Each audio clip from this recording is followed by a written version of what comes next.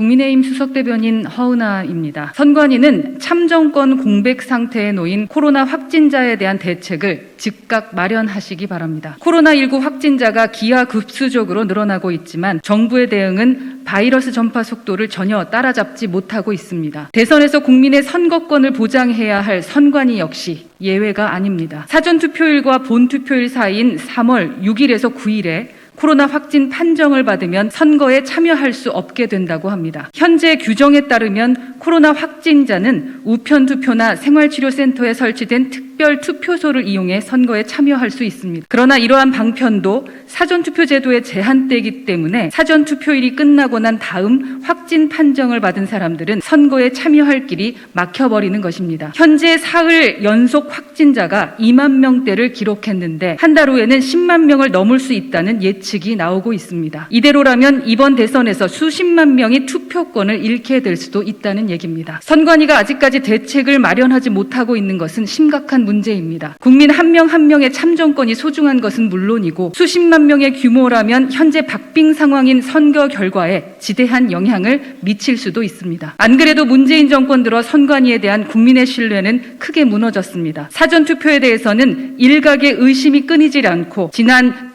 재보궐선거에서는 TBS의 일합시다 캠페인에 대한 판정 등 편향된 태도를 보였으며 최근에는 조혜주 상임위원 알박기 논란까지 있었습니다. 그래도 지금까지의 논란은 공정을 지키려는 대다수의 선관위 공무원들의 문제가 아닌 선관위에조차 정치적 입김을 불어넣으려 했던 문재인 정권의 문제였기에 국민이 양해하는 측면이 있었습니다. 하지만 지금 코로나 확진자의 투표권 상실 문제는 결이 다릅니다. 이는 국민의 기본권을 전면적으로 빼앗을 수 있는 일이고 선관위의 태도와 능력에 대한 국민의 근본적 신뢰가 걸린 일이기 때문입니다. 더욱이 정권 교체에 대한 국민의 여론이 압도적인 상황에서 선관위가 국민의 투표권 보장에 소극적이라면 지금까지와는 차원이 다른 편향성 논란까지 발생할 우려도 큽니다. 선관위는 지난 총선이나 재보궐선거 당시 확진자가 하루 수백 명 발생하던 상황에 비춰 대선을 준비해서는 안 됩니다. 상황이 급속히 변했다면 선관위도 그 속도에 맞춰 투표권을 보장할 방안을 신속히 마련하는 것은 당연한 의무입니다. 문재인 정권 아래 중립을 지켜야 할 여러 국가기관은 하나같이 편향 아니면 무능이라는 비판을 들어왔습니다. 정권의 마지막 단계인 대선 관리에서조차 이런 오점을 남기는 일은 없길 바랍니다. 이상입니다.